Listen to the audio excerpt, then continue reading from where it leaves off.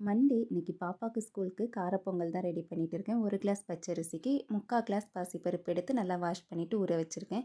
இப்போ ஒரு குக்கரில் 4 ஸ்பூன் நெய் ஆட் பண்ணியிருக்கேன். கொஞ்சமாக ஆயில் சேர்த்துருக்கேன். இப்போ இதில் மிளகும் சீரகமும் சேர்க்கணும். மிளகு பொரிஞ்சு வரும்போது சின்ன சின்னதாக கட் பண்ணி வச்சுருக்கேன். இஞ்சி சேர்த்து ஒரு 2 நிமிஷம் கிண்டிட்டு பெருங்காயத்தூள் சேர்க்கணும். இது கூடவே ஒரு கையளவு முந்திரி பருப்பு சேர்க்கணும். முந்திரி பருப்பு கலர் மாறினதும் தண்ணி ஆட் பண்ணணும். 1 கிளாஸ் அரிசிக்கு 5 கிளாஸ் தண்ணி ஊற்றிருக்கேன். இதில் தேவையான அளவு உப்பு போட்டுட்டு கொதிச்சு வரும்போது நம்ம ஊற வச்சிருக்க அரிசியும் பருப்பையும் சேர்க்கணும். இதில் கொஞ்சமாக மிளகு பொடி சேர்த்துருக்கேன். நல்லா வாசனையாக இருக்கும். இப்போ இதை மூடி போட்டு ஹை ஃப்ளேமில் ஒரு விசிலும் சிம்மில் வச்சு ஒரு 2 விசில் வச்சாலே போதும். பொங்கல் சூப்பராக ரெடி ஆயிடுச்சு. வாசனையும் கம்ம கம்மன்னு இருக்குது.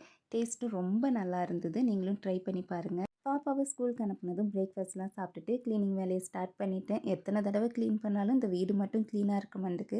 பொருள் கூட வச்ச இடத்துல அப்படியே தான் இருக்குது. ஆனால் அந்த தூசி மட்டும் எக்கச்சக்கமாக சேருது.